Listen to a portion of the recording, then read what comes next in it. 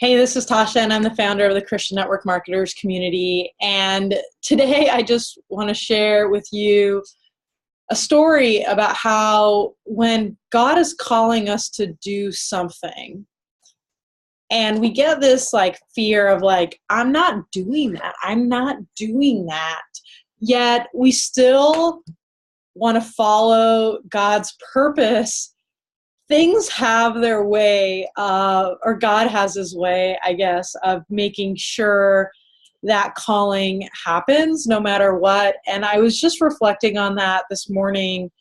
So I just finished doing a public speaking event, I was doing a Zoom call. I was tapped into an event that was in a different state, speaking to hundreds of people and such. And I've done this quite a few times in the past few years. And I was just reflecting about how much I have always tried to avoid public speaking. So when I was, and I want to tell you a story because I'm sure that it's going to resonate with a lot of you as business owners. And there are lots of things in your business from a sales leadership perspective. You're like, nope, God, nope, nope, nope.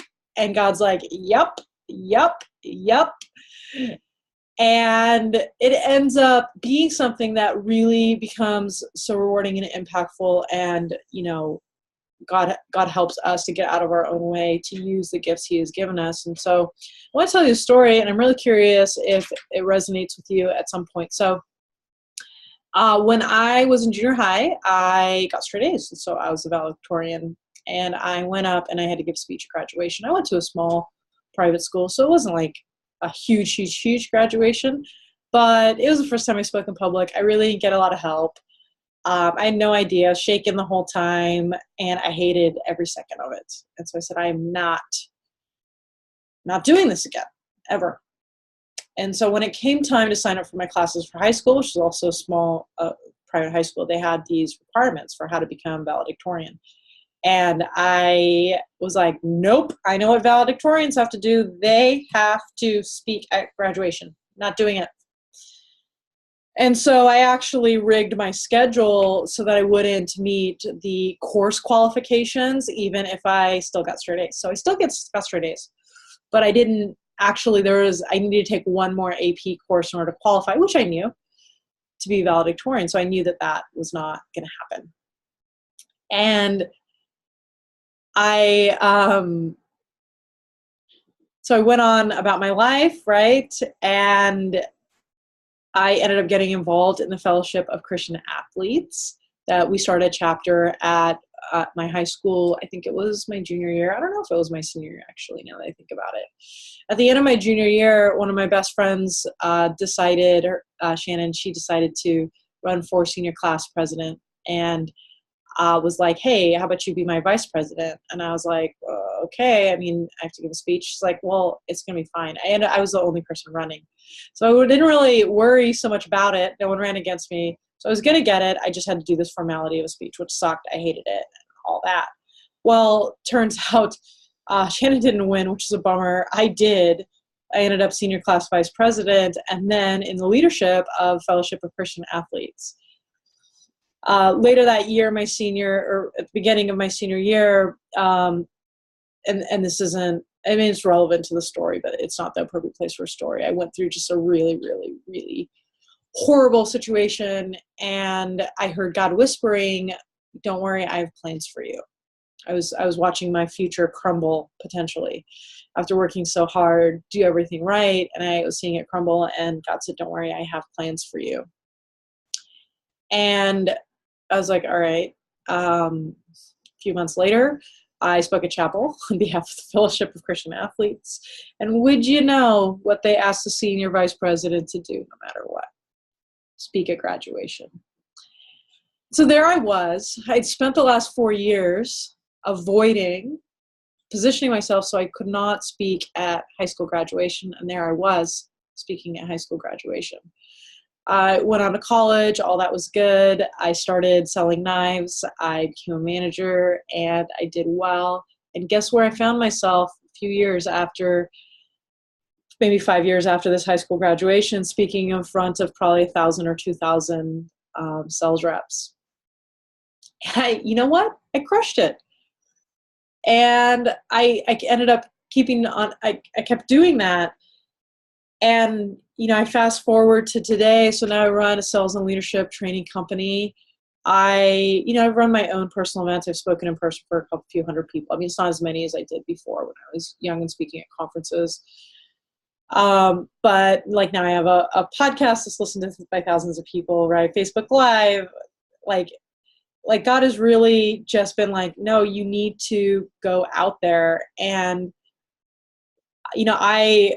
I love individualization. My favorite is one-on-one coaching. Like there's all I love to just be in that personal, intimate relationship. I don't like to meet new people or do, things with a lot of people.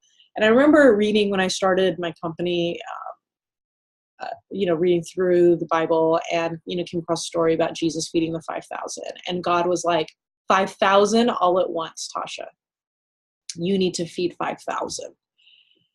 And I was like, come on, like I just one-on-one coaching, please. Can I just one-on-one coach? And, God has different plans for us based on what he sees for us as our future and he sees as our calling. And so while I admittedly have gone kicking and screaming along the way, and my team scheduled this meeting for me today, and I was waiting and I was sweating and I was like, oh, I hope it's good. I hope it's funny. I hope it's engaging. I hope it's personal. Like, I hope it does everything that it needs to do. I hope they don't hate me. After all these years, I mean, it's been over 20 years since that speech at high school graduation. I still go through all those things. And I think that it's just so important for us to remember that what we need to do is not get caught up in our fear, but in our purpose. To be able to listen to God and say, what do you want me to do today? And when we pray for wisdom and we pray for clarity and we pray for divine appointments, and then God gives us a divine appointment, like, hey, you just prayed for a divine appointment. How about a speaking gig in front of hundreds of people? And you're like, no, that's scary. That's uncomfortable. I don't like this. Why do I have to do this? Like, these are the things that we are asking for, and God sometimes just hands them over. And I think we just need to be aware of it. And so I, for one, I say this unconfidently because I want to be able to boldly declare I will stop fighting God on his calling for my life. And I don't think that's actually true. I think that I will continue to fight with God about his purpose for my life. But I think what's different about where I am today is I can see that fighting God is futile. Like, he's going to put us where we need to go no matter what. And following God and being faithful to God's purpose and calling and direction is way more rewarding than being afraid of those same things. And so I hope that this story and this message is encouraging to you. I hope that it encourages you to stop playing small, to play bigger, to think about, one of the things I will consistently say to some of my clients is, I wish you could see yourself the way I see you. When we get unworthy and scared. And I think that God says that to us too. I think he says, I wish you could see who I see. And today, as you listen to this, I hope that you can see yourself the way God sees you, that obviously hindsight is 20/20. And if I could go back in time and tell that scared 12-year-old junior hire that it's going to work out, it's going to be okay, and you are going to be actually a very, very good, sought after public speaker, and you are going to be able to do a lot of good with that. I wish I could, but I can't. And so I'll just encourage you to just take a moment and reflect and maybe listen to God and ask God, how do you see me? Who do you see? When I'm afraid, when I'm not feeling afraid, who am I supposed to be? And listen to him, and then just do the thing. in obedience and in faith. And I think you'll be surprised at how it turns out.